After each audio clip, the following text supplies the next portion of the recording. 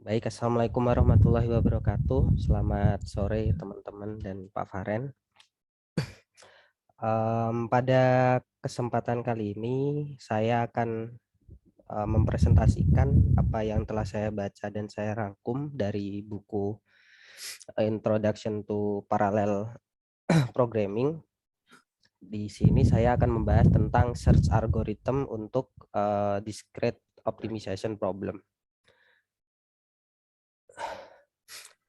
Adapun topik-topik yang sekiranya akan dibahas itu yang pertama tentang pengoptimalan diskrit ya, tentang pengoptimalan diskrit itu berupa penjelasan dasar-dasarnya. Lalu ada penjelasan tentang algoritma searching, di mana penjelasan algoritma searching ini yang pertama akan dijelaskan untuk sekuensial, lalu yang kedua akan dijelaskan ya bagaimana skema paralelisasi untuk algoritma depth first search. Oke, pengoptimalan diskrit sendiri merupakan kelas masalah komputasi yang dalam tanda kutip itu mahal untuk proses komputasinya, baik dari segi teoritis maupun dari segi praktis. Sedangkan algoritma pencarian sendiri yaitu salah satu cara yang digunakan untuk menyelesaikan pengoptimalan diskrit itu secara sistematik akan mencari ruang solusi yang memenuhi kendala-kendala yang dideskripsikan pada pengoptimalan diskrit tersebut. Nah, masalah pengoptimalan diskrit tersebut diekspresikan dalam suatu tuple yaitu S, F, di mana S itu adalah semua himpunan terbatas atau terhitung tak terbatas dari semua solusi yang memenuhi kendala dari pengoptimalan diskrit yang diperoleh. Dan fungsi F sendiri itu adalah fungsi biaya, di mana fungsi biaya ini adalah yang ingin diminimumkan atau dimaksimalkan pada pengoptimalan diskrit, yang memetakan setiap elemen himpunan S ke suatu himpunan bilangan real. Di mana tujuan masalah pengoptimuman diskrit ini yang selanjutnya disingkat sebagai MPD itu adalah untuk mencari solusi visible, solusi yang memenuhi kendala yang ditetapkan yaitu X optimum ini, di mana Fx optimum itu merupakan kurang dari sama dengan dari Fx untuk setiap X itu ada di S. Jadi dia bernilai optimum jika nilai fungsinya itu kurang dari nilai fungsi pada titik-titik selainnya di S, yaitu titik yang memenuhi kendala. Nah, sejumlah permasalahan yang biasanya menggunakan pengoptimalan diskrit ini, contohnya itu ada tata letak VLSI, perencanaan gerak robot, test pattern generation, maupun lokasi fasilitas, perumusan masalah lokasi fasilitas. Nah, sebagai contoh, salah satu contoh yang sering dibahas pada pengoptimalan diskrit itu adalah masalah 01 integer linear programming. Salah satu penerapan dari 01 integer linear programming itu adalah yang tadi di terakhir itu adalah penentuan lokasi fasilitas. Itu bisa menggunakan problem 01 integer linear programming. Di mana pada masalah ini akan diberikan suatu matriks A yang berukuran M kali N, matriks B yang berukuran M kali 1, dan matriks C yang berukuran N kali 1. Nah, tujuannya adalah untuk mencari vektor X bar yang berukuran N kali 1, di mana elemen-elemennya itu hanya bernilai 01. Dengan syarat bahwa vektor tadi, vektor X bar, itu harus memenuhi kendala yaitu AX bar lebih dari sama dengan B, dan fungsi Fx yaitu C transpose X itu harus diminimumkan. Nah, contoh lainnya dari masalah pengoptimuman diskrit ini adalah masalah Edpuzzle problem, di mana puzzle problem ini terdiri dari 3x3 grid yang berisi 8 kotak dengan nomor 1 sampai 8. Satu kotak sisanya itu adalah kotak yang sisa atau kotak blank disebutnya, kotak kosong. Nah, sebuah kotak ini yang bisa digeser-geser dengan kotak di sebelahnya. Nah, tujuannya adalah untuk memindahkan posisi awal dari add puzzle tadi itu ke dalam suatu posisi akhir dengan jumlah gerakan yang minimum. Contoh dari add puzzle itu seperti gambar ini, di mana matriks 3x3-nya ini seperti ini masih acak, di mana tujuan akhirnya itu untuk mencari suatu matriks atau suatu susunan kotak yang urut dari 1 sampai 8. Untuk pengoptimalan diskrit sendiri biasanya memiliki ruang visible S itu sangat besar. Untuk masalah ini, untuk alasan ini, masalah pengoptimuman diskret itu dapat dirumuskan sebagai masalah untuk menemukan jalur biaya minimum dalam grafik dari node awal ke node tujuan dari beberapa node tujuan yang mungkin. Nah, setiap elemen X dalam S itu dapat dilihat sebagai jalur dari node tersebut ke salah satu node tujuan. Nah, sebagai implementasinya, masalah pengoptimuman diskrit itu bisa dipandang sebagai suatu graf. Nah, graf ini itu disebut sebagai ruang keadaan atau state space. Nah, seringkali kita dapat memperkirakan biaya yang akan dicapai sampai tujuan, ya, meskipun kita baru mencapai setengah dari perjalanan untuk mencapai tujuan tersebut. Nah, estimasi semacam ini itu disebut sebagai estimasi heuristik. Nah, bisa efektif dalam memandu kita dalam mencari solusi. Jika perkiraan tadi atau estimasi tadi itu dijamin underestimate, maka masalah heuristiknya itu disebut sebagai admissible heuristik.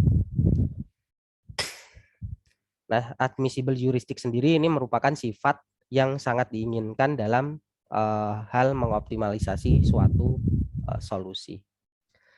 Nah, ini contoh solusi dari add puzzle tadi dari titik awalnya yang masih acak dengan pergerakan seminimal mungkin diinginkan sampai tujuan akhirnya itu tersusun suatu kotak-kotak dari 1 sampai 8.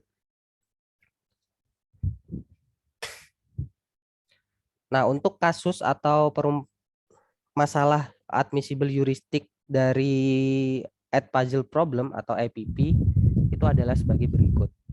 Yang pertama, kita asumsikan bahwa setiap posisi dari 8 puzzle tadi direpresentasikan sebagai suatu pasangan. Ya, jadi posisi yang awal sampai posisi akhir itu direpresentasikan dalam satu pasangan, di mana jarak antar posisi, ya posisi awal sampai posisi akhir itu dapat dicari menggunakan jarak Manhattan, yaitu dihitung menggunakan persamaan seperti berikut. Nah, jumlah jarak Manhattan ini antar posisi awal dan posisi akhir itu disebut sebagai admissible heuristiknya. Jumlah dari setiap pasangan. Nah, contoh pada kotak kosong yang tadi itu ada di titik 1,1 sampai di sini di titik akhir yang diinginkan itu ada di titik 3,3. Nah, dari titik tersebut kita bisa hitung jumlah jarak Manhattan dari kotak kosong itu adalah 1,1 dan 3,3. Jadi jaraknya itu adalah 4. Dengan posisi awalnya itu adalah 1,1 dan posisi akhirnya itu 3,3. Sedangkan admissible heuristiknya itu adalah jumlah dari jarak Manhattan untuk setiap kotak, mulai dari kotak kosong angka 1 sampai angka 8. Nah, ini misalkan seperti ini posisi awal yang diinginkan dan posisi akhirnya. Nah, dihitung satu-satu dari titik kosong dibandingkan pada titik kosong, titik 5 pada titik 5, titik 2 pada titik 2, dan seterusnya.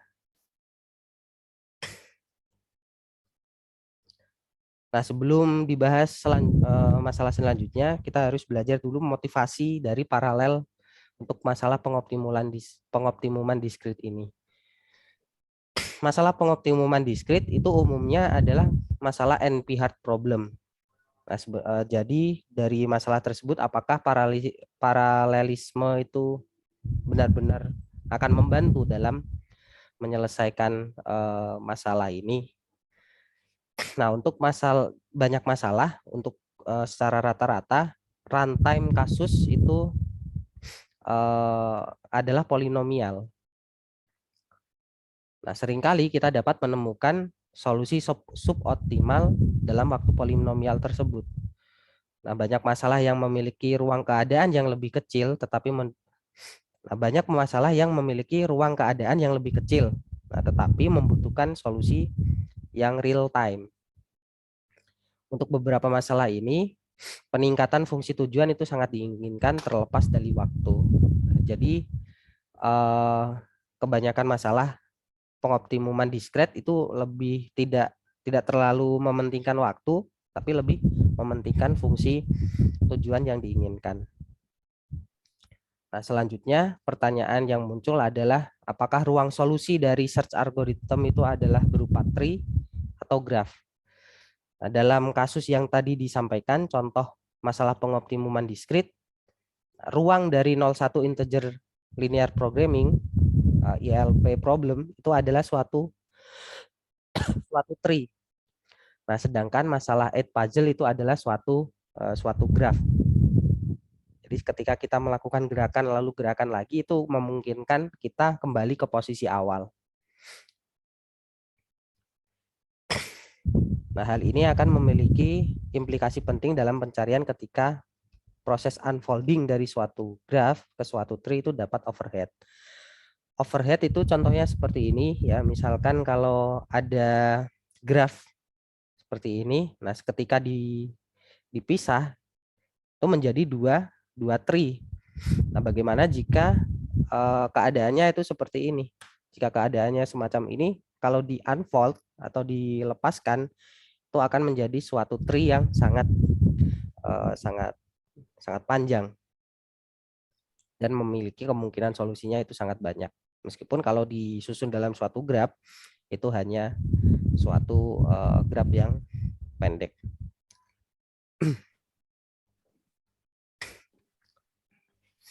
Nah, yang pertama dibahas itu adalah algoritma depth first search. Nah, algoritma DFS sendiri ini berlaku untuk ruang pencariannya itu berupa tree. Jadi ini berlaku untuk kasus 01 ILP problem. Nah, DFS sendiri ini akan dimulai untuk memperluas node awal dan membangkitkan penerusnya. Nah, sebagai contoh, kalau diilustrasikan itu seperti ini, dari node awal itu dicari kemungkinan langkah selanjutnya. Kalau 01 problem berarti X1-nya itu bisa bernilai 0 dan bisa bernilai 1.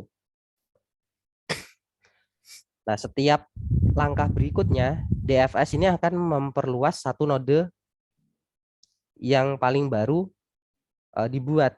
Jadi ketika kita melangkah di X1, nah nanti akan dicari lagi langkah di X2. X2 nanti kemungkinannya bisa 0, bisa 1 lagi. Nah, jika tidak ada keberhasilan, misalkan kalau sudah mencapai di X2, ternyata kendalanya itu tidak terpenuhi, maka dia akan mundur ke parent-nya, mundur ke lokasi sebelumnya, node sebelumnya, dan menjelajahi children alternatif. Misalkan kalau tadi dicek di X2-nya itu 0, dan ternyata di 0 itu adalah tidak memenuhi kendala, maka dia kembali ke X1 lagi dan mencari alternatif yang lain, yaitu di X2-nya bernilai 1. Nah, seringkali penerus sebuah node itu diurutkan berdasarkan kemungkinan mereka mencapai solusi. Ini disebut sebagai DFS terarah.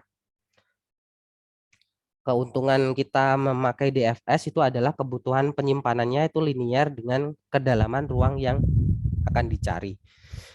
Kedalaman ruang di sini artinya lebih ke berapa variabel yang ingin dicari dalam masalah 01-nya. Misalkan kalau ada 4 variabel, maka kedalamannya itu akan sampai 4. Dan itu penyimpanannya sesuai atau linear dengan masalah kedalamannya tadi.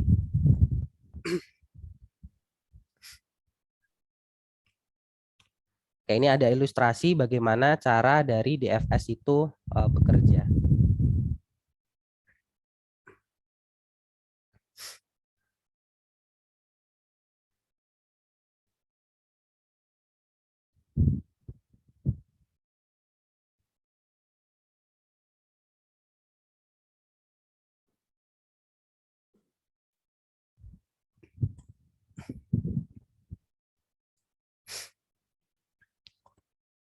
Nah, mungkin diulangin lagi.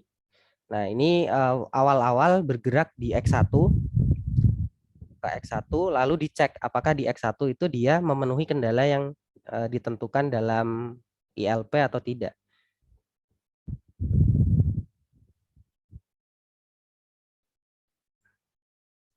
Nah, ternyata ketika dicek, dia tidak memenuhi kendala.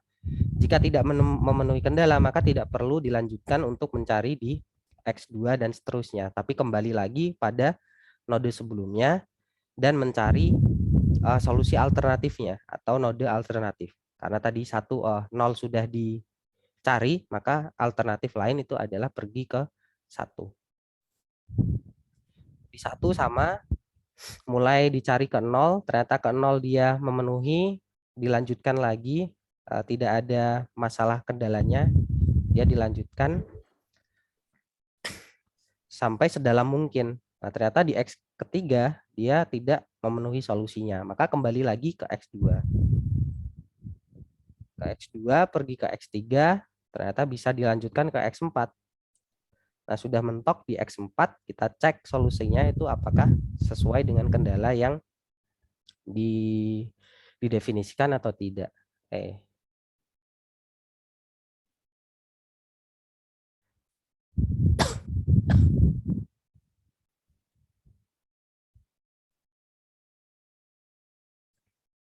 Nah, jika ternyata dia tidak, ya kembali lagi cari solusi yang alternatif. Nah, ternyata di solusi alternatif ini memenuhi kendala, maka dihitung fungsinya, fungsi biayanya.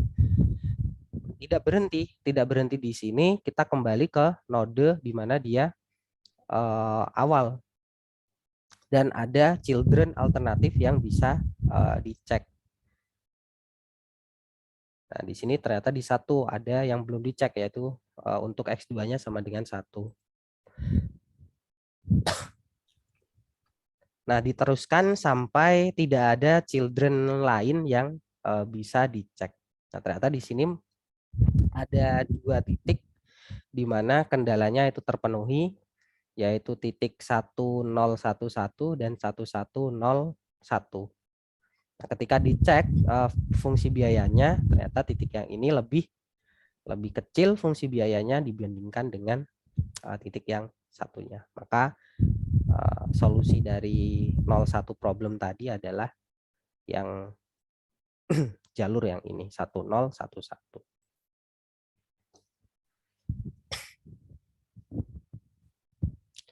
Ada beberapa skenario sebenarnya ketika kita akan menjalankan suatu algoritma depth first search ini. Yang pertama adalah simple backtracking. Nah, simple backtracking ini melakukan DFS hingga menemukan kemungkinan solusi pertama dan berhasil. Dia akan mencari hingga kemungkinan pertama dari solusi itu ditemukan dan akan berakhir di situ, tidak melanjutkan lagi untuk mencari solusi yang lainnya. Ketika kita menggunakan simple backtracking ini, tentu saja akan tidak akan menjamin bahwa solusi yang diperoleh itu mempunyai biaya yang minimum, karena ketika dia menemukan solusi yang pertama, dia akan berakhir tidak melanjutkan lagi ke kemungkinan solusi-solusi yang selanjutnya.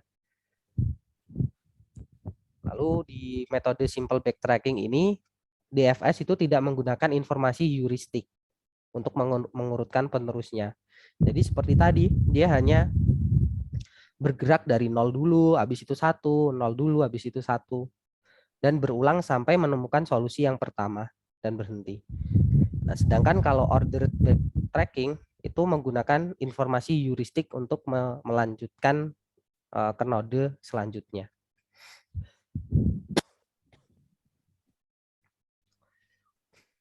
Skema lain yang dapat digunakan dalam depth first search itu adalah depth first branch and bound, di mana metode ini adalah suatu teknik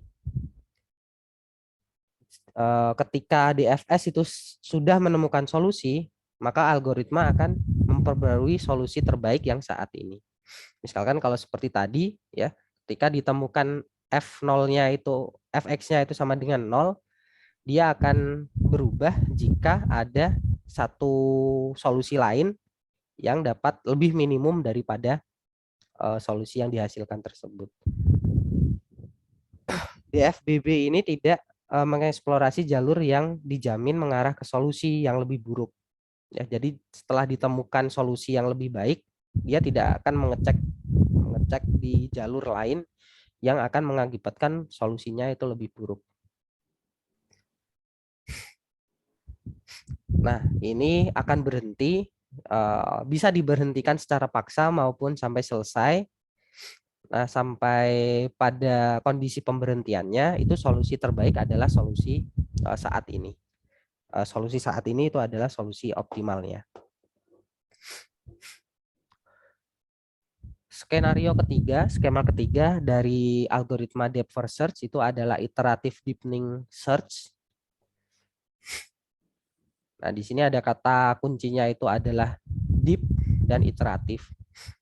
Nah, solusinya ini mungkin ada di dekat root, tetapi di cabang alternatif. Seringkali solusinya itu ada di dekat root, tapi ada di cabang lain. Misalkan kalau dalam kasus 01 tadi, awal-awal kita cek di 0. Ternyata solusi yang sebenarnya, solusi minimumnya itu ternyata ada di cabang yang 1. Nah, iterative deepening search itu dapat lebih berguna dalam kasus yang seperti itu.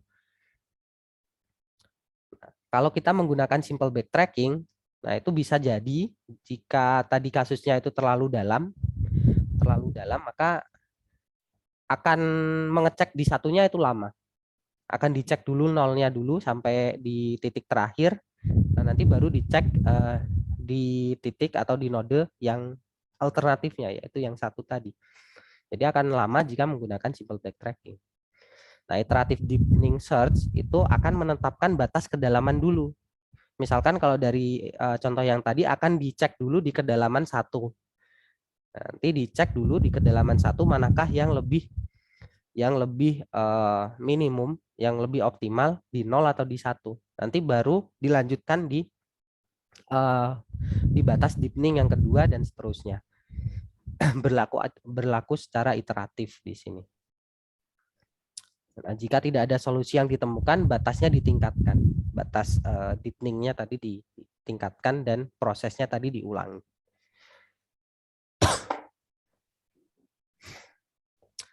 Skema yang keempat, ini ada iteratif deepening A bintang atau IDA bintang. Ini menggunakan batas pada biaya jalur yang bertentangan dengan kedalamannya. IDA bintang ini akan mendefinisikan suatu fungsi untuk node X ini sebagai fungsi sebagai berikut. Di mana Gx itu adalah biaya untuk sampai ke node dari titik awal ke node tersebut. Lalu Hx itu adalah estimasi heuristik dari node ke solusi. Jadi ada dua pertimbangan, yaitu dari titik awal ke titik tersebut dan titik tersebut ke titik akhir. Itu adalah iteratif deepening A bintang ini. Pada setiap langkah yang gagal, nanti biayanya akan selalu diperbarui.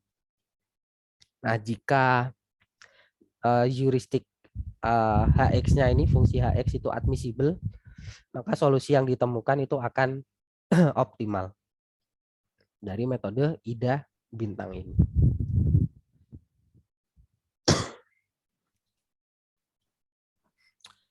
Selanjutnya akan dibahas tentang kebutuhan penyimpanan dan struktur data ketika kita menggunakan metode DFS. Pada setiap langkah DFS, alternatif yang belum dicoba itu harus disimpan untuk proses backtracking. Jadi tidak dibuang. Jadi harus dicatat alternatif yang belum dicoba. Nah, jika M itu adalah jumlah penyimpanan yang diperlukan untuk menyimpan suatu keadaan, dan D itu adalah kedalaman maksimum, maka keadaan atau kebutuhan ruang total dari algoritma DFS itu adalah O, big O, M kali D. Nah, tree dari ruang keadaan yang dicari oleh DFS paralel itu dapat direpresentasikan dalam suatu tumpukan.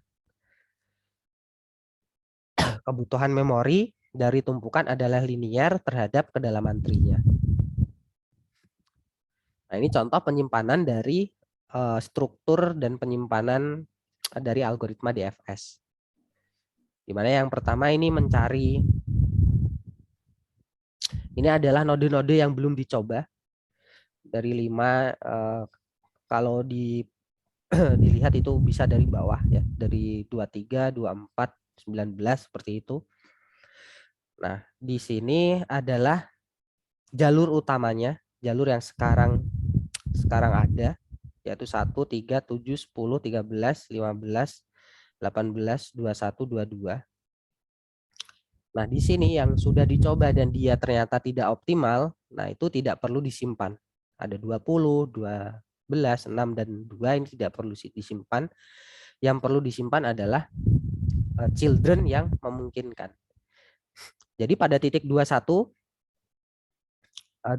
sekarang kan posisinya di 22. Nah, di titik 21 itu ada 2 children, yaitu 23 dan 24 yang bisa dicoba. Nah, itu perlu disimpan, ini catatan. Lalu di 18 ternyata 20 ini sudah dicoba tapi tidak memenuhi kendala. Dan satu-satunya cabang itu hanya 21 yang sekarang menjadi jalur utama. Nah, di sini tidak ada children alternatif lainnya, maka tidak perlu disimpan. Di sini 0. Di 15 ada 19 childrennya. Di 13 di sini ada alternatif itu 16 dan 17. Dan seterusnya sampai di node yang paling atas. Sebenarnya ada algoritma searching lain seperti best atau breadth first search dan algoritma A bintang. Tapi dalam bukunya itu hanya sekilas untuk dibahas. Jadi saya tidak terlalu dalam di sana dan hanya menampilkannya dan fokuskan pada depth first search saja.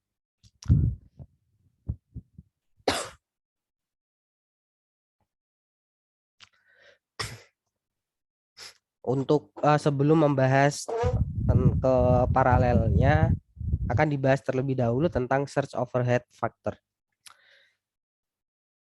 Nah, jumlah pekerjaan yang dilakukan oleh formulasi secara serial maupun paralel dari suatu algoritma searching atau algoritma pencarian itu seringkali berbeda.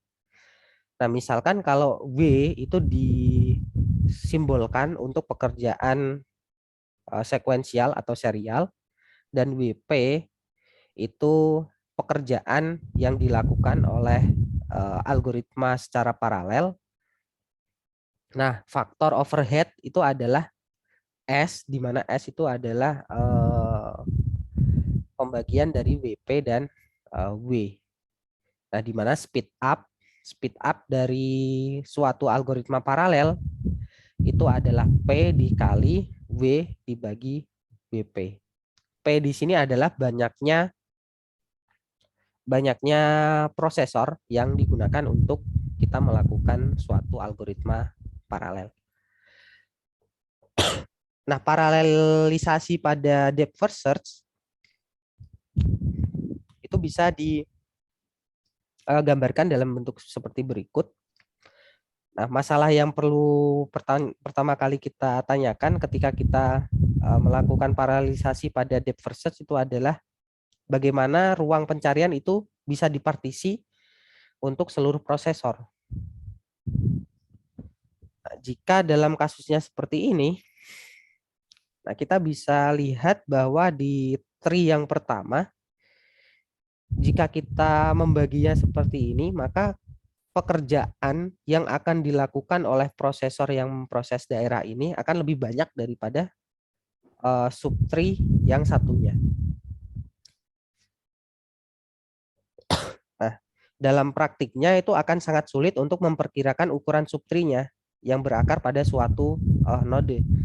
Mungkin saja ini seperti ini sangat kecil, mungkin saja itu akan sangat sangat panjang tree-nya. Nah, maka dari itu penyeimbang beban dinamis atau disebutnya itu dynamic load balancing itu sangat diperlukan untuk membagi tugas dalam algoritma paralel pada algoritma depth first search ini. Nah, bagaimana sih cara kerja dari dynamic load balancing ini? Sebenarnya dalam praktiknya dynamic load balancing ini akan menambahkan pekerjaan jika prosesor itu kehabisan pekerjaan. Nah, ketika prosesor kehabisan pekerjaan, ia akan mendapatkan pekerjaan tambahan dari prosesor lainnya. Jadi jika salah satu prosesor itu sudah selesai pekerjaannya, maka dia akan dibagi lagi ke dalam akan ditambahin lagi dari prosesor lain yang masih ada pekerjaan. Tapi tentu saja pembagian ini akan menghentikan proses proses pencariannya. Jadi ada waktu kosong di mana pembagian tugas itu dilakukan. Nah, ini dilakukan menggunakan request dan respon, di mana yang prosesor yang tadi kehilangan atau kehabisan pekerjaan, dia akan mengajukan suatu request, dan prosesor lain yang kenyataannya itu memiliki pekerjaan yang lebih banyak, itu akan memberikan respon supaya dia memberikan pekerjaan tambahan kepada prosesor yang sudah selesai tadi. Nah, proses ini dilakukan sampai semua prosesor itu sudah selesai melakukan pekerjaannya. Nah, state yang belum dijelajahi dapat disimpan sebagai tumpukan lokal untuk prosesornya. Seluruh ruang yang ditugaskan untuk satu prosesor untuk dimulai. Nah, ini seperti ini grafiknya. Jika mulai dari awal itu adalah service any pending message, ini adalah ketika awal itu dilakukan. Lalu dari paralel atau prosesor-prosesor yang mengerjakan tugas-tugasnya itu dilakukan. Jika ada salah satu prosesor yang kehabisan, maka dia akan melakukan request dan akan memilih salah satu prosesor yang dimintai pekerjaan tadi. Nah, dikonfirmasi ke prosesor tersebut apakah dia ada pekerjaan atau tidak. Jika ada, maka akan diberikan. Kalau enggak, ya prosesor tersebut akan meminta ke prosesor yang lainnya. Nah, setelah dia diminta atau menerima pekerjaan, maka dia akan kembali lagi ke pekerjaannya tersebut.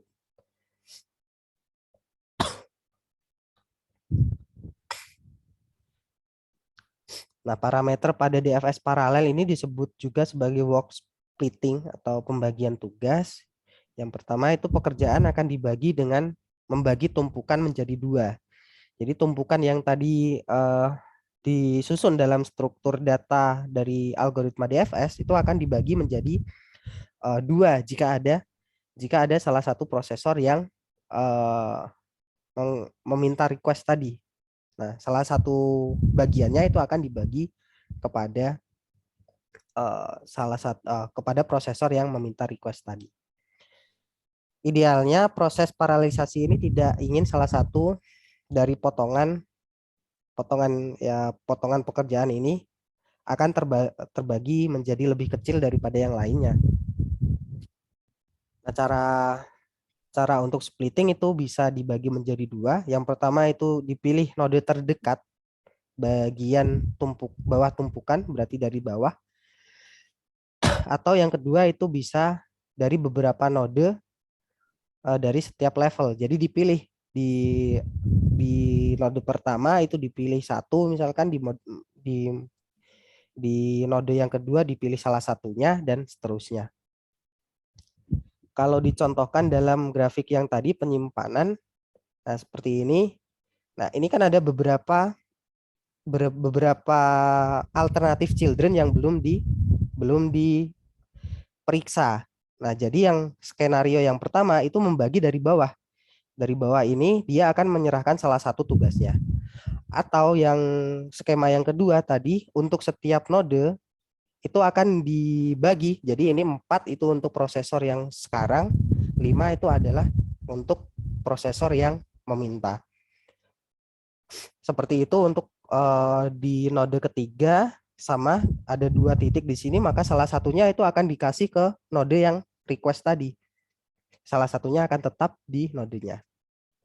Kalau satu seperti ini, mungkin yang salah satunya itu disimpan sebagai pekerjaannya sendiri, lalu yang 14 ini diserahkan kepada yang merequest tadi. Nah, itu adalah perbedaan dari node splitting dan stack splitting. Jadi kalau node splitting ini hanya dibagi berdasarkan tumpukan yang paling bawah. Tapi kalau stack splitting itu berdasarkan node-node, itu akan dipilih beberapa node di setiap levelnya. Nah, karena pembagian tadi, skenario yang kedua, strategi yang kedua ini biasanya memberikan pembagian ruangnya itu yang lebih merata dibandingkan skenario yang satu. Nah, skema load balancing, paralelisasi request itu pekerjaan dari siapa? Nah, diperhatikan bahwa diinginkan untuk mendistribusikan request tadi, pekerjaan itu secara merata dalam arti global. Ada beberapa skenario yang bisa dilakukan untuk request. Yang pertama itu ada asynchronous round robin, yang kedua itu ada global round robin, yang ketiga ada random pooling.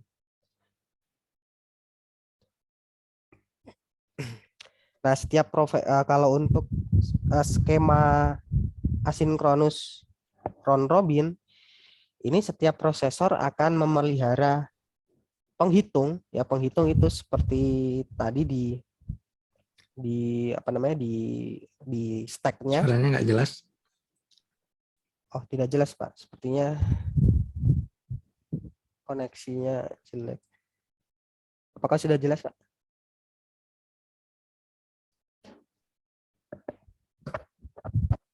Halo, Pak? Tes. Iya. Tadi nggak jelas suaranya tadi. Oh, baik, Pak. Mungkin koneksinya yang Iya, baik koneksi. tadi.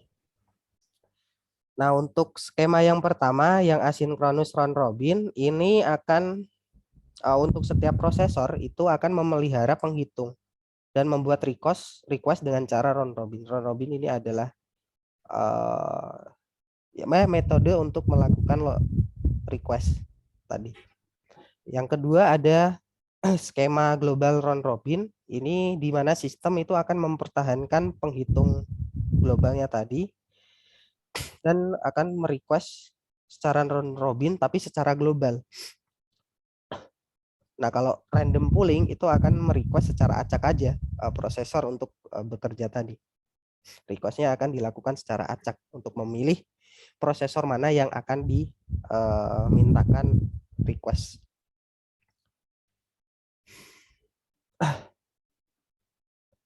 Nah, untuk ketiga skema tersebut sebenarnya kita bisa melakukan analisis untuk menentukan skema mana yang lebih cocok digunakan.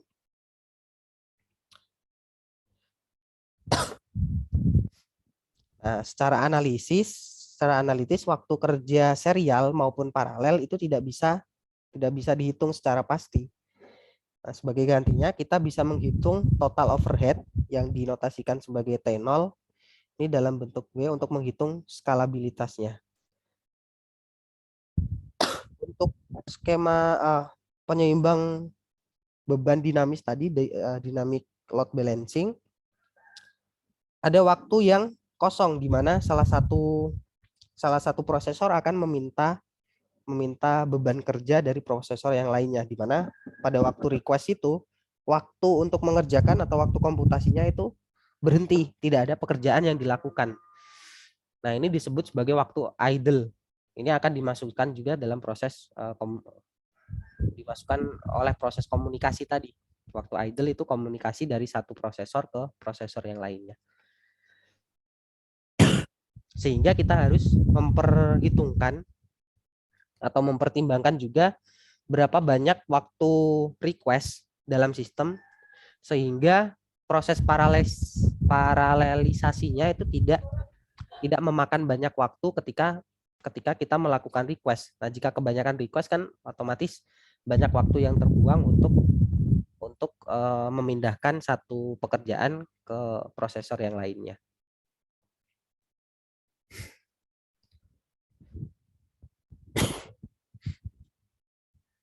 Bekerja di prosesor apapun dapat dipartisi menjadi bagian-bagian independen selama ukurannya melebihi ambang batas epsilon. Nah, ini cara asumsi-asumsi yang diterapkan untuk kita dapat menganalisis skema-skema dalam melakukan request tadi. Mulai dari penghitungan W, ada C, dan ada konstanta alfa, di mana konstanta alfa ini akan mengatur suatu batas bawah pada load balancing, load imbalance dari proses work splitting tadi, pembagian tugasnya. Jadi konstanta A ini yang akan menentukan suatu algoritma DFS itu bisa disebut tidak balance satu prosesor dengan prosesor lainnya atau masih balance pekerjaannya, itu bisa ditentukan menggunakan konstanta alfa ini.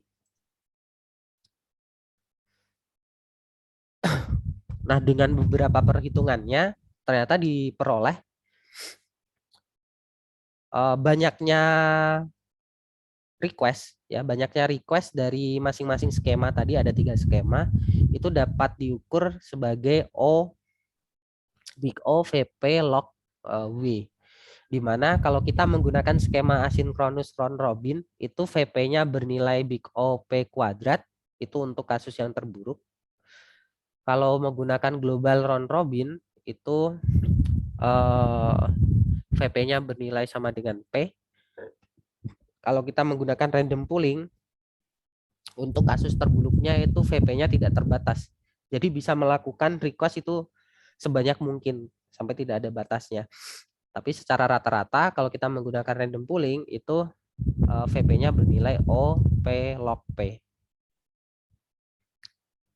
Dari beberapa analisis, kalau kita menggunakan asinkronus round robin itu memiliki kinerja yang buruk karena akan membuat banyak pekerjaan atau membuat banyak request, karena ini yang paling tinggi P kuadrat.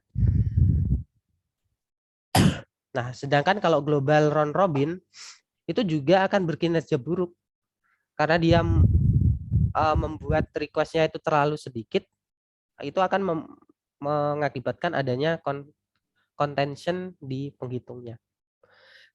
Nah, sedangkan jalan tengahnya itu kita bisa menggunakan random pooling itu sebagai cara untuk kita mengkompromikan dari dua skema yang tadi disampaikan. Nah, ini ada hasil dari eksperimen. Ini adalah perbandingan dari algoritma DFS paralel ketika kita menggunakan skema load balancing-nya itu ARR, GRR, dan RP. ARR ini adalah tadi asynchronous round robin, global round robin, dan random pooling. Di mana ternyata kita dapatkan speed up-nya itu lebih tinggi ketika menggunakan random pooling daripada daripada dua skema lainnya. Ini berdasarkan eksperimen. Nah, kalau yang ini adalah perbandingan antara RP round robin, random pooling dan global round robin. Ini untuk nilai harapannya, yaitu tadi big O P log kuadrat P dan big O P log P. Nah, nilai harapannya dan nilai sebenarnya dari eksperimen hampir mirip dari rata-rata dan rata-rata round robin, global round robin dan random pooling, hampir mirip. Tapi kalau diamati satu persatunya, yang random pooling itu lebih sedikit melakukan, lebih banyak melakukan melakukan request daripada global round robin. Oke, mungkin sekian yang bisa saya sampaikan untuk materinya. Apakah langsung disampaikan yang itunya, Pak? Tadi ya, saya mau tanya dikit itu tentang ini, sebenarnya menarik ya mungkin, tapi agak ini ya materi ini, pencarian ini. Tadi di awal disebutkan ini katanya apa? Nah kalau real time ini sangat apa? Ya pencarian ini bermanfaat kalau real time, kan biasanya kan kita kalau cari pengen langsung, kalau cepat dapat senang gitu. Tapi ada hal yang nggak terlalu ini katanya, kalau ya itu peningkatan fungsi tujuan. Kalau untuk masalah lain katanya nggak, kalau penting tujuannya penting itu mau berapa lama nggak masalah. Tapi itu jarang ya, untuk apa itu, di hal mana itu ini? Saya Kira tidak terlalu mendalami sih, Pak, ini karena ini ya, lebih ke NP hard problem ini juga sih, Pak. iya pencari itu ya agak ini NP hard problem itu ya non polinomial, jadi dia masalahnya jadi secara teoritis susah mencari ini ya. Oh, Mencari searching itu kalau NP hard problem artinya itu ini apa, waktunya lama gitu. oh iya. Ya untuk banyak kasus perlu waktu yang lama. Tapi umumnya perlu ini mungkin sedikit itu yang misalnya kadang-kadang kalau di internet kali ya udah cari, kita tinggal nanti kasih tahu apa yang ketemu di mana aja, dia keliling itu bisa, itu proses di aplikasi internet. Dia bikin proses, bikin program, cari dokumen, search ya, nanti kabarin kalau udah ini ya. Dia menjelajah antara satu node ke seluruh dunia, dicari ini kayak seperti robot gitu, seperti apa automation ya, dia dikumpulin semua dokumen yang dia cari. Nanti baru mungkin beberapa jam kemudian atau kadang-kadang hari baru dikasih. Nah ini kalau tadi kan banyak searching gitu ya, ini lihat ini apa struktur tree-nya karena nggak seimbang, cari dulu sampai dalam jauh. Itu bikin ini, apa nggak ada upaya atau susah ya di ini ya, misalnya dicoba dimodifikasi dulu tree-nya jadi balancing gitu supaya nanti carinya cepat. Kalau di on hand ya, apa itu Ya, nggak ada algoritma di situ? di sebenarnya ini ada beberapa skema sih, Pak. Kalau yang tadi sampai ada ya. dalam itu yang ini simple backtracking, itu yang mencari sampai dalam dulu. Dia Mm-mm. setelah dalam baru naik untuk mencari alternatif. Nah, kalau yang seperti ini branch and bound itu Ya, lebih Ya kalau itu ada kan, batasnya dulu. iya, enggak ya, kalau tree-nya, struktur tree-nya itu rata, kalau Oh ya, maksudnya kalau ini kan jenisnya ya. Nah, ini kan nggak seimbang tadi gambar nah ini tree-nya Pak. tuh. Nah, ini juga kan nggak seimbang. Nah, kalau nggak ada algoritma atau nggak ada eh, ini diratain dulu kan cepat nyarinya. Kalau depth first search sama apa breadth, ada breadth. Kalau breadth itu dia dicari anak-anak dulu, ada nggak? Kalau nggak Ya. ada, cari cucunya terus. Kalau nggak ada, buyut ke bawah gitu tuh breadth dulu. Tapi kalau depth, cari dulu ke bawah, tenggelam ini dia. Iya, Terus kalau nggak ada, naik ke atas gitu depth ini iya Pak. dari bawah. Gitu kan ininya tipe algoritmanya. Nah, yang mungkin ini nggak di ini ya, nggak Kalau ada ini di lebih ke ya itu Pak tadi, yang di ini balancing. load balancing ini tadi. Jadi yang satu ini Oh, diselesaikan dulu Pak. Nah, jika ada yang ini lebih ke paralel sih Pak. Jadi ini misalkan yang satu untuk prosesor yang satu, yang ini untuk prosesor yang lain. Nah, yang prosesor yang dapat jalurnya itu sedikit, nah biarkan dia mengerjakannya sampai akhir. Nah, nanti setelah dia selesai, akan dibagiin tugas dari yang banyak ini tadi Pak. iya. Iya, menarik. Mungkin tidak ini. Mungkin ada yang lain, ada yang bertanya. Kalau enggak bisa lanjut kita. Apa ininya paralelnya. Sebenarnya juga graph algorithmic kemarin itu juga banyak masalah, banyak kasus juga yang bisa di itu. Paralel ini lanjutannya juga untuk diparalelkan.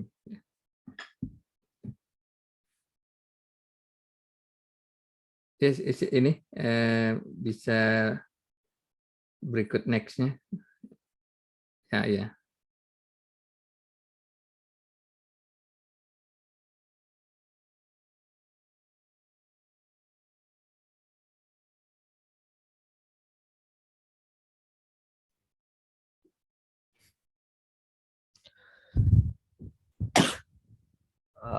Oke Pak, ini untuk proses di Julianya, implementasi untuk di Julianya. Jadi saya nggak stabil lagi. Apakah jelas Pak suaranya Pak?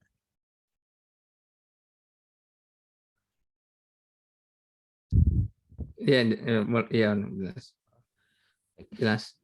Nah, untuk contoh kasusnya, ini saya ambil yang 01 integer linear programming saja untuk penerapannya di Julia. Nah, di mana pada 01 integer linear programming ini akan diberikan suatu matriks. Matriks A itu ukurannya M kali N.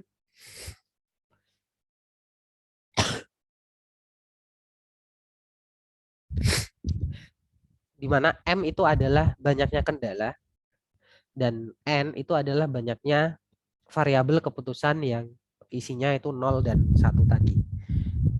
Nah, ini ukuran dari matriks A sendiri itu M kali N. Lalu ada vektor B, yaitu ukurannya M kali 1. Lalu ada vektor C yang ukurannya N kali 1. Nah, di sini kendalanya itu adalah AX lebih dari sama dengan B, di mana fungsi objektifnya itu adalah Fx sama dengan C transpose X. Ini yang harus diminimumkan. Nah, pada masalah ini maka himpunan semestanya, himpunan S itu adalah semua vektor-vektor di X itu yang memenuhi persamaan AX bar itu lebih dari sama dengan B. Contoh sederhana dari metode atau masalah 01 ILP tadi itu bisa kita ambil seperti ini. Misalkan ada fungsinya itu adalah 2x1 plus x2 min x3 min 2x4. Lalu ada kendalanya itu adalah 5x1 bla bla bla lebih dari sama dengan 8 dan ada sampai 3 kendala. Nah, kita bentuk dulu dari masalah ini ke dalam suatu matriks, yaitu matriks A itu adalah koefisien-koefisien dari kendalanya. Lalu vektor B ini adalah vektor dari ruas kanan kendalanya. Lalu ada vektor C ini berisi dari koefisien-koefisien dari fungsi objektifnya. Nah, ini bisa kita masukkan ke dalam suatu matriks yaitu A, B, C. Nah, lalu saya cari kemungkinan kombinasi kemungkinannya, yaitu dari apa namanya? Dari uh, node yang paling atas sampai node yang paling bawah. Nah, ini ada rumusannya. Lalu ketika kita menggunakan algoritma ini, itu dapat semua kemungkinannya. Itu kalau tadi ada empat variabel keputusan, maka nanti akan ada 2 pangkat 4 jalur yang bisa bisa bisa tercapai atau bisa dikumpulkan dari vektor keputusan tadi. Lalu diinisiasikan dulu vektor fx, di mana ini akan menyimpan semua fungsinya, fungsi objektifnya, nilai fungsi objektifnya, dan diinisiasikan itu bernilai infinity, bernilai tak hingga, karena kita akan mencari nilai yang paling minimum dari fungsinya. Lalu dengan mengecek kendalanya untuk setiap kemungkinan tadi, untuk setiap cabangnya itu dicek kendalanya, ternyata ditemukan di data ke 1, 2, 3, 4, di data ke 10, ke 12, 14, dan 16. Di mana data ke 12, 14, dan 16 ini memenuhi kendala yang ditetapkan. Dan masing-masing itu mempunyai nilai objektifnya itu 1, min 1, dan 0. Nah, dicari nilai minimumnya, yaitu ternyata ada di posisi 14, maka kita dapat solusi optimumnya itu adalah 1011, ini bernilai minus 1. Nah, ketika dikumpulkan untuk kasus 01 ini, kita bisa memformulasikannya, yaitu DFS 01 itu seperti ini, di mana yang pertama ini adalah untuk mencari semua kemungkinan jalurnya, lalu dicek kendalanya. Jika ada kendala yang memungkinkan, maka dia akan dimasukkan nilai fungsi objektifnya. Nah, setelah kita dapat fungsi objektifnya, nah kita bisa cari fungsi objektif mana yang memiliki nilai yang paling minimum. Nah, ini contoh yang tadi itu diperoleh itu adalah 1011 dengan fungsi objektifnya itu adalah minus 1. Lalu saya coba untuk data yang lebih besar. Jadi ini menggunakan benchmark tool untuk mencari waktunya. Dimana jika kita ambil banyaknya variabel keputusan itu hanya 3, nah waktu yang diperlukan itu sekitar 5,96 mili mikro ya Pak? Iya, kayaknya mikrosecond. Ya. 5 mikrosecond dengan alokasinya seperti berikut. Nah, ini adalah solusinya. Nah, dicek juga untuk beberapa nilai variabel keputusan lain, dari ada dua variabel keputusan hingga ada 8 variabel keputusan. Nah, ini waktunya berjalannya itu hampir 2 kali lipatnya dari satu masalah ke masalah yang lainnya.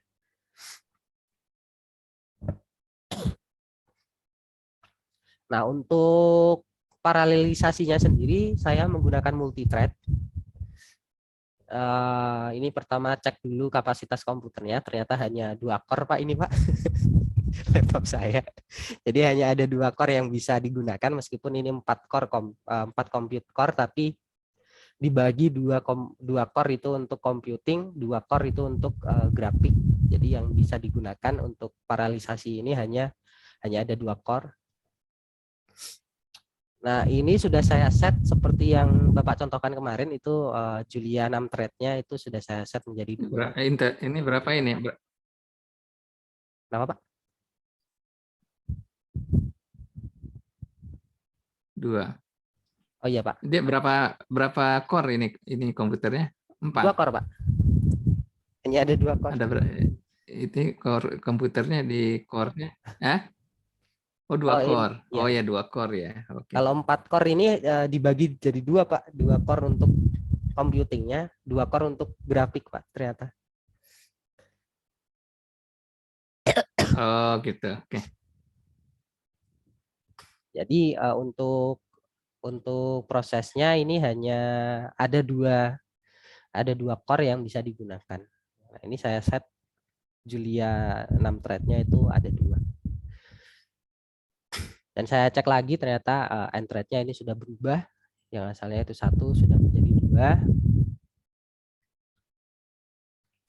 Nah, ini kalau kita menggunakan seperti tadi bisa kita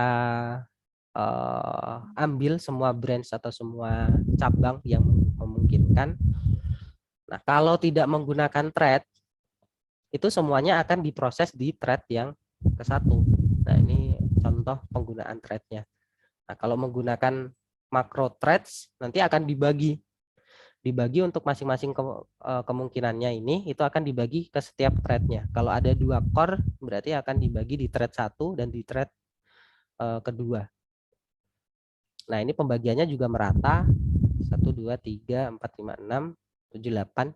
8 di thread 1 dan 8 di thread kedua.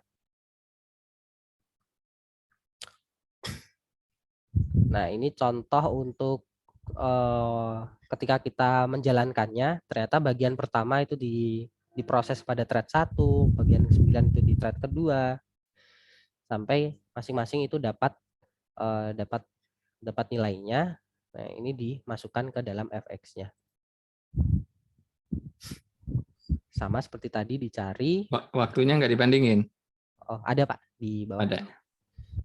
Nah, ini ketika algoritmanya itu saya masukkan ke dalam satu fungsi, saya namakan sebagai DFS 01 thread. Perbedaannya dari yang tadi itu hanya di threads ini, yang lainnya sama. Nah, ini waktu ketika membandingkan antara thread yang DFS yang tanpa multithreading dan ini yang threading. Ternyata kalau dari kasus yang diambil tadi untuk empat variabel keputusan, di sini yang tanpa multithreading lebih cepat Pak Lebih lama daripada berarti. ya yang trading lebih lama, yang multithreading lebih lama. Oh, Kalau yang di sini trading lebih lama. ya, kalau untuk kasus yang ini. Ya? Ya Pak, untuk yang 4 variabel. Oh ya. Nah, saya coba untuk kasus yang lebih banyak. Nah, ternyata pada variabel keputusannya 8. Nah, baru kerasa Pak untuk pengambilan multithreading tadi. Yang di sini ada 20 mikrosecond. Kalau pakai multithreading itu ada sekitar 151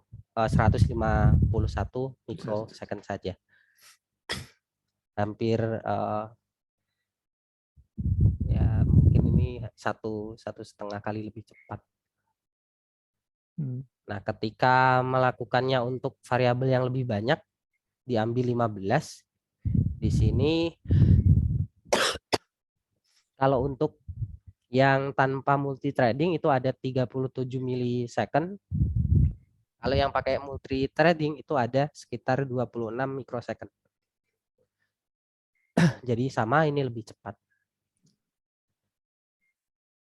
Lalu untuk lebih jelasnya saya hitung untuk setiap kemungkinan ininya Pak. Untuk kemungkinan banyaknya variabel yang di ya dijalankan untuk beberapa kemungkinan variabel keputusan mulai dari 2 sampai 15, 2, 3, 4 dan seterusnya sampai 15. Kalau sudah lebih dari 15, kemarin saya coba laptopnya Pak yang hang. jadi saya batasi sampai 15 variabel keputusan untuk mencari waktunya. Jadi kalau diplotkan kira-kira waktunya seperti ini Pak. Jadi ini banyaknya variabel dan di sini runtime-nya. Memang untuk banyaknya variabel yang kecil, paralel waktu yang dibutuhkan pada paralel itu jauh lebih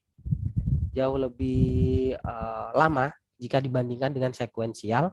Tapi kalau untuk kasus yang banyak variabel, yang paralel itu jauh lebih lebih lebih apa namanya, lebih sedikit jika dibandingkan dengan sekuensial. Tapi Iya, ini dia, karena dia perlu ada overhead ya. ya, jadi ada titik baliknya Pak di situ.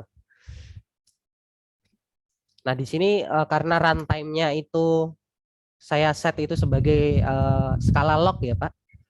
Nah, mungkin ini tidak terlalu mencerminkan Pak Skala log apa? Oh di di Y-nya ini. Nah, iya jadi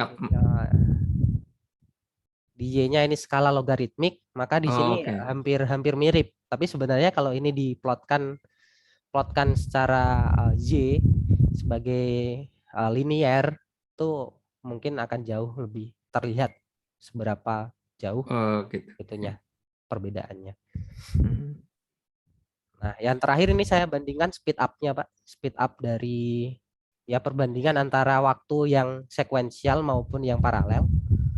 Nah, ini speed up-nya hampir 1,5 kali lipat jika kita menggunakan paralel jika dibandingkan dengan sekuensial. Tapi ini masih bisa lanjut, masih bisa berlanjut atau bisa lebih tinggi lagi untuk kasus variabelnya diambil lebih banyak lagi, Pak. Ya, banyak lagi. Tapi mungkin ya batasnya nggak nyampe 2 ya Pak, karena core-nya kan yang dipakai hanya 2. Oh iya. Jadi mungkin jika core-nya lebih banyak, speed up-nya itu Akan lebih banyak iya. bisa lebih cepat lagi. Lebih cepat lagi. Oke, baik Pak, mungkin Oke. itu yang bisa saya Iya, sampaikan. menarik ya. Iya, memang jadi ini apa? Dan kalau sedikit, kalau dalam hal yang sedikit mungkin koordinasinya kan kalau paralel perlu koordinasi komunikasi antar prosesor, ada ini apa ada pembagian tugas ada apa macam jadi agak lebih lama. Dan ini paralel ini kan mungkin di kemudian hari akan sangat ini bermanfaat karena datanya semakin banyak orang kan big data, lalu data semakin banyak, lalu juga pengen real time, pengen cepat orang seketika itu bisa komputer bisa cepat memberi respon beri ini itu. Jadi paralel itu ya masih ya banyak apa dipelajari orang juga masih ini. Jadi masih sebagai apalagi matematik ya mungkin di bidang di hyper itu kan masih juga hyper computing ya, hyper performance computing AFC itu suatu disiplin ilmu. Jadi paralel ini biasanya sih itu di AFC itu ya kombinasi antara apa matematika dan ilmu komputer ya. Itu akan ini ya ya jadi banyak kajiannya ke arah. Makasih menarik ya kita belajar bisa karena saya bisa belajar juga dari ini ya, presentasinya baik mungkin nanti dikirim juga ya